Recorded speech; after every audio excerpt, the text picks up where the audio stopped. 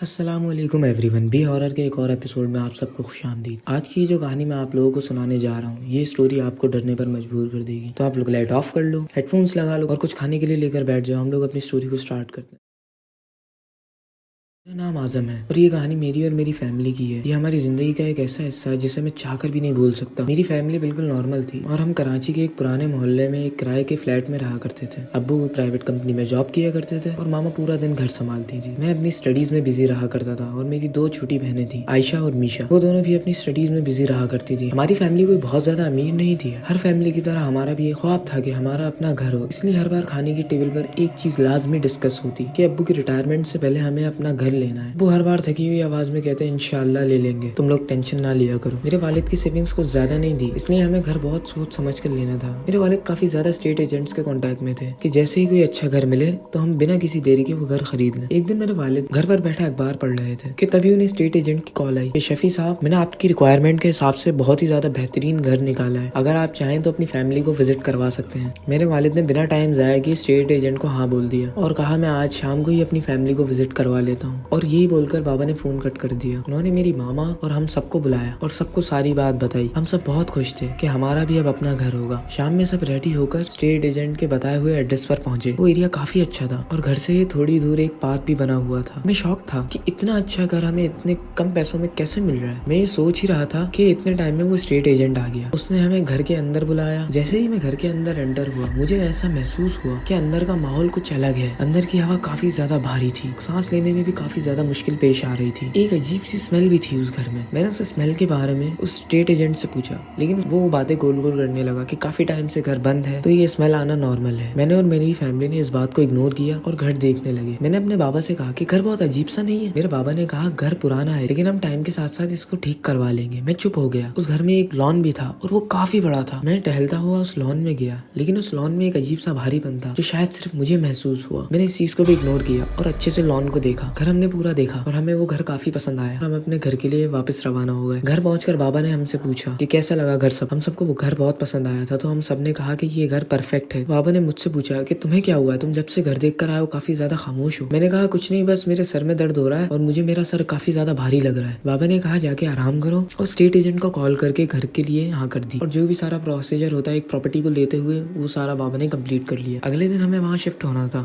बाबा ने सारा सामान मजदूरों के हाथों नए घर में शिफ्ट करवा दिया था और हाथ के हाथ मजदूरों से तकरीबन घर सेट करवा दिया था। मेरी बहनें बहुत खुश थी कि हमारा अब अपना घर हो गया है, हमारे अपने अपने रूम होंगे और वो दोनों इसी बात पर बहुत ज्यादा शोर मचा रही थी, लेकिन मैं चुप था। हम वहाँ पर शिफ्ट हो गए और 1 से 2 वीक तक सब कुछ नॉर्मल था। लेकिन एक रात मैं अपने रूम में लेटा हुआ था, स्क्रॉल कर रहा था कि मुझे किसी के रोने की आवाज आई लॉन में से। मैं फौरन उठा और अपनी खिड़की से देखा। मेरी खिड़की से पूरा लॉन नजर आता था। वो जो भी था वो सही से नजर नहीं आ रहा था। जल्दी से मैं नीचे भागा और लॉन में जाकर देखा, लेकिन वहाँ कोई नहीं था। मैं काफी हैरान हुआ क्योंकि मैंने खुद सुना था और अपनी आंखों से देखा भी था कि कोई रो रहा है। मुझे कुछ समझ नहीं आया। मैं वापस ऊपर चला गया, लेकिन कुछ देर बाद मुझे फिर से किसी के रोने की आवाज आई, इस बार और भी तेज और खतरनाक तरीके से। मैंने अपने रूम की खिड़की से झांका तो मुझे वापस से वही लड़की दिखी, झाड़ियों के पास व्हाइट सूट में, झाड़ियों के पास ब्लैक सूट में। मैं काफी ज्यादा डरा और मैंने आवाज मारी, कौन है, लेकिन कोई जवाब नहीं आया। मैं काफी ज्यादा परेशान हुआ और जल्दी से नीचे भागा और जाके आवाज मारी कि कौन है, लेकिन उसने फिर कोई जवाब नहीं दिया। मैं उसके करीब जाने लगा। मैंने कहा कि देखो जो भी है पीछे मुड़ो और बताओ कौन है। फिर एक अजीब सी हंसी मुझे सुनाई दी और किसी ने मेरे कान के पास फूंक मारी। मैं जैसे देखने के लिए पीछे पलटा कि कौन है, वो लड़की गायब हो चुकी थी। मैं बहुत ज्यादा डर गया और मैं चीख मारता हुआ भागा अपनी अम्मी के रूम के पास और मैंने जाते ही उन्हें सब कुछ बताया। वो ये बात सुन के काफी ज्यादा डर गई, लेकिन उन्होंने मुझे कहा कि आज यहीं सो जाओ और ये बात किसी से नहीं करना, वरना तुम्हारी बहनें भी हैं, वो भी डरेंगी। मैंने ऐसा ही किया। मैं रात भर अपनी अम्मी के पास सोया और मैंने ये बात किसी को नहीं बताई और चुपचाप इस बात को भूलने की कोशिश करने लगा। काफी दिन गुजर गए, सब कुछ नॉर्मल चल रहा था। आयशा तबीयत खराब होने की वजह से कॉलेज नहीं गई। वो अपने रूम में रेस्ट कर रही थी कि तभी उसे अपने रूम में किसी की मौजूदगी का एहसास हुआ। उसने अपनी हल्की हल्की आंखें खोली और आंखें खोलकर देखा तो वो अम्मी थी। उसने कहा कि अम्मी मुझे पानी पिला दें। वो चीज कुछ नहीं बोली और चुपचाप दीवार के साथ खड़ी रही। आयशा ने फिर बोला कि अम्मी पानी पिला दें। वो फिर भी स्टिल खड़ी रही। तीसरी बार आयशा ने जब बोला तब भी उसने कोई जवाब नहीं दिया। आयशा खुद उठकर गई और जाके उस चीज का हाथ पकड़ा और जैसे ही उसने हाथ पकड़ पीछे खींचा तो वो चीज पलटी। जैसे ही वो चीज पलटी आयशा का खून जम गया और वो कांपने लगी और वो बहुत जोर जोर से चिल्लाई। मेरा रूम मेरी बहनों के रूम के ठीक बराबर में था। मैं फौरन भाग कर पहुंचा और उससे पूछा कि आयशा क्या हुआ है। वो बहुत ज्यादा डरी हुई थी और उसकी सांस काफी ज्यादा फूल रही थी और वो बहुत ज्यादा रो रही थी। फिर उसे मैंने उठाया और अपने रूम में ले गया और उसे पानी पिलाया। फिर उसने रोते हुए मुझे सारी बात बताई और उस बात को सुन के मेरी भी हालत खराब हो गई। उसने मुझे कहा अब मैं अपने रूम में रेस्ट कर रही थी और मुझे मेरे रूम में अम्मी दिखी। मैंने उनसे पानी मांगा लेकिन उन्होंने कोई जवाब नहीं दिया। मेरे काफी बार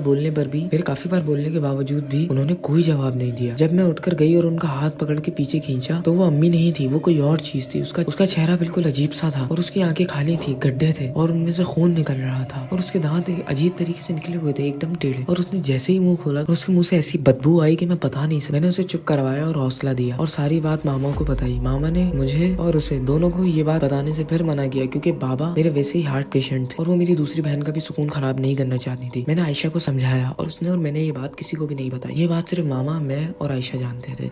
सब कुछ नॉर्मल हो गया। वो अपने कामों में बिजी रहने लगे। आयशा को इन चीजों की प्रेजेंस फील होने लगी। कभी उसे लगता वो रूम में अकेली नहीं है, उसके साथ कोई है। कभी रात में उसे हंसने की आवाज सुनाई देती और कभी कभी बातें करने की, और वो बातें भी ऐसी जबान में होती कि उसे कोई समझ नहीं सकता। एक दिन हमारी फैमिली को किसी रिश्तेदार के यहाँ जाना था। सब रेडी हो गए थे लेकिन मैं नहीं हुआ था क्योंकि मुझे मेरी तबीयत कुछ ठीक नहीं लग रही थी। मैंने जाने से मना कर दिया। मुझे मेरी मामा ने बहुत समझाया, सब क्या सोचेंगे और तुम अकेले घर में क्या करोगे, लेकिन मैंने कुछ नहीं सुना और बस अपनी जिद पर अटका रहा कि मुझे नहीं जाना, मेरी तबीयत ठीक नहीं है। एंड में मामा थक हार के मान गई कि ठीक है तुम घर में रुक जाओ। और मामा ने मुझे कहा कि हमारे जाने के बाद कहीं दोस्तों में नहीं चले जाना। मैंने हाँ में सर हिलाया और कुछ देर में मेरी पूरी फैमिली निकल गई। बस घर में मैं अकेला था। मेरी तबीयत सच में ठीक नहीं थी, इसलिए मैं अपने रूम में जाकर लेट गया। थोड़ी देर तक मैं अपना फोन चलाया और कुछ देर तक रील्स देखी। मुझे पता ही नहीं लगा कि मेरी कब आंख लग गई और मैं सो गया। कुछ देर बाद मेरी आंख बहुत जोर की आवाज से खुली, जैसे कोई बहुत भारी चीज नीचे गिरी हो। मैं फौरन उठकर खड़ा हुआ और अपने रूम से निकलकर भागा। मैं डरता डरता हॉल में पहुंचा तो मुझे किचन में से आवाज आने लगी। मैंने लाइट ऑन की लेकिन लाइट नहीं आ रही थी। मैं सोफे के साइड पर रखी हुई टॉर्च उठाई और लाइट जला के सब कुछ देखने लगा। मैं आहिस्ता आहिस्ता आगे बढ़ रहा था। मैं इतने में ही किचन में पहुंचा और अपनी बहन मीशा को देखा। मैंने उससे पूछा, मीशू तुम गई नहीं, ऐसे अकेले क्या कर रही हो? उसने कोई जवाब नहीं दिया। मैंने फिर यही बात दोहराई लेकिन इस बार भी उसने कोई जवाब नहीं दिया। वो बस कुछ चीज खाने में लगी रही। मैंने उसे हिलाया और जब मैंने उसे कहा मीशू जवाब दो मेरी बात का, वो पीछे पलटी लेकिन उसकी बॉडी वैसी रही, बस उसकी गर्दन उल्टी हो गई। उसकी आंखें इतनी बड़ी थी जैसे कि बाहर निकल के गिर जाएंगी। उसके मुंह में गोश्त। मैंने जैसी लाइट उस चीज पर मारी तो वो चीज एक बिल्ली थी जिसका पेट फाड़ के वो खा रही। उसके मुंह में गोश्त के कुछ टुकड़े भी थे और उसका मुंह पूरा खून से भरा हुआ था। वो एकदम मुझ पर उछली। मैं चीख मारता हुआ बेहोश हो गया और जब मुझे होश आया तो मेरे मामा बाबा मेरे सामने थे। उन्होंने मुझसे पूछा कि क्या हुआ, तुम किचन में ऐसे गिरे हुए क्यों थे? मैंने रोते रोते उन्हें सब कुछ बताया और मैंने सारी बात अपने बाबा को बताई। वो काफी ज्यादा परेशान हो गए और उन्होंने अपने जानने वाले किसी शाह साहब को कॉल की। सारी बात बताई कि कैसे वो न्यू घर में शिफ्ट हुए और क्या क्या हुआ। उन्होंने मेरे बाबा से कहा तुम बस बच्चों और खुद पर सूरह बकरा की आखिरी आयत और चारों कुल पढ़ के दम कर लो, वो बस कुछ देर में वहाँ पहुँच जाएंगे। थोड़ी ही देर में शाह साहब हमारे घर पहुँच गए और उनके आते ही घर में बहुत तेज हवा चलने लगी जबकि खिड़कियां वगैरह सब बंद थी और सब कुछ इधर उधर उड़ने लगा। उन्होंने हमें एक रूम में लॉक करवा दिया और मेरे बाबा के साथ घर को अच्छे से चेक किए। काफी देर के बाद दरवाजा खुला और जो उन्होंने हमें बताया वो सब सुन के हम बहुत ज्यादा डर गए और मेरी बहनें इतना डर गई कि वो ये बात सुन के उन्होंने रोना शुरू कर दिया। उन्होंने कहा कि ये घर कब्रिस्तान पर बना हुआ है और इस घर के नीचे काफी ज्यादा कब्रें हैं और जो तुम्हारे बच्चों ने देखा वो बस बहुत छोटी सी झलक थी। अल्लाह का शुक्र अदा करो कि इन चीजों ने तुम्हें ज्यादा नुकसान नहीं पहुंचाया। उन्होंने कहा कि जल्दी हो सके ये घर छोड़ दो और यहाँ से निकल जाओ वरना जानी नुकसान भी हो सकता है। हम सब बहुत ज्यादा डर गए। मेरे बाबा ने अपने एक दोस्त को कॉल किया और उन्हें सारी बात बताई। वो जल्दी से हमारे घर पहुंचे और हमें अपने साथ अपने घर ले गए। तकरीबन 3-4 घंटे के अंदर वो घर हमने खाली कर दिया। कुछ दिन अंकल शाहजेब के यहाँ रहे और सब कुछ नॉर्मल हो गया। बाबा ने किसी एजेंट के थ्रू वो घर वापस से सेल करवाया और हम वापस अपने उस पुराने वाले रेंट के फ्लैट में शिफ्ट हो गए। आज भी मैं इस इंसिडेंट को जब भी याद करता हूँ मेरा जिस्म कांपने लगता है। जो मैंने और मेरी बहन ने देखा, अल्लाह ना करे कि किसी को देखना पड़े। और मैं आप सबसे यही कहूंगा कि सस्ते के चक्कर में किसी भी प्रॉपर्टी को ऐसे ना खरीदें। मुकामी लोग आज भी कहते हैं कि उस घर में से बच्चों के हंसने की आवाज आती है और एक औरत जो रात के टाइम नजर आती है। तो यार बस आज की इस वाली वीडियो में इतना ही। अगर वीडियो तुम्हें थोड़ा सा ही पसंद आया तो लाइक कर देना, चैनल पे नए हो सब्सक्राइब कर देना और तुम्हारे साथ भी कभी ऐसा हॉरिफाइंग इंसिडेंट हुआ हो और तुम अपनी स्टोरी मुझे सेंड करना चाहते हो मेरे ईमेल पर सेंड कर सकते हो। मिलूंगा तुम लोगों से अगली वीडियो में। Good bye.